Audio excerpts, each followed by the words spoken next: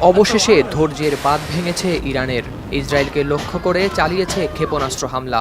ইসরায়েলের সামরিক বাহিনী আইডিএফ এক বিবৃতিতে জানিয়েছে এ তথ্য।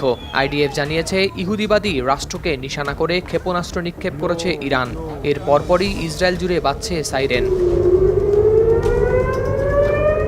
ক্ষেপণাস্ত্রের উৎক্ষেপণ শনাক্ত হওয়ার পরেই এ বিষয়ে ইসরায়েলি নাগরিকদের সতর্ক করেছে আইডিএফ। মিসাইল হামলার সাইরেন শোনা মাত্রই সুরক্ষিত স্থানে নাগরিকদের দ্রুত আশ্রয় নেওয়ার পরামর্শও দিয়েছে তারা, এবং পরবর্তী নির্দেশনা না দেওয়া পর্যন্ত সেখানেই অবস্থান করার অনুরোধ করা হয়েছে। একই সঙ্গে স্থানীয় সেনা কমান্ডারের নির্দেশনা অনুসরণ করতেও বলা হয়েছে সেই বার্তায়। এর কিছুক্ষণ পরেই ইসরায়েলের আকাশসীমায় প্রবেশ করে ইরানের ক্ষেপণাস্ত্র। আইডিএফ এর বরাতে নিউ ইয়র্ক টাইমস জানায় বড় এক ঝাঁক মিসাইল নিক্ষেপ করা হয়েছে। এর মধ্যে ব্যালিস্টিক মিসাইলের সংখ্যা অন্তত শতাধিক।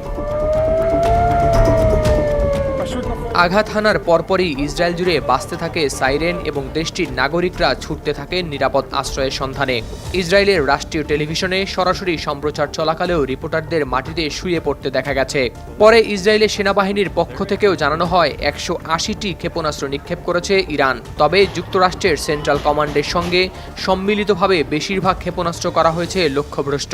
বার্তা সংস্থা রয়টার্সের সাংবাদিকরাও ইরান ইসরায়েলের প্রতিবেশী দেশ জর্ডানের আকাশসীমায় ক্ষেপণাস্ত্রকে লক্ষ্যভ্রষ্ট করতে দেখেছেন। তবে কয়েকটি আঘাত হেনেছে ইসরায়েলের ভূমিতে। তবে এতে ক্ষয়ক্ষতির পরিমাণ সম্পর্কে তাৎক্ষণিকভাবে হওয়া যায়নি স্পষ্ট। হাসান নাসরাল্লাহ নিহত হওয়ার পর এর বদলা নেয়ার ঘোষণা দিয়েছিল তেহরান। সেই বদলা নেয়ার আগেই আবার ইসরায়েলি বাহিনী মঙ্গলবার লেবাননে সীমিত পরিসরে স্থল অভিযান শুরু করে। এর পরপরই তেল আবিব লক্ষ্য করে ক্ষেপণাস্ত্র ছুড়ল ইরান।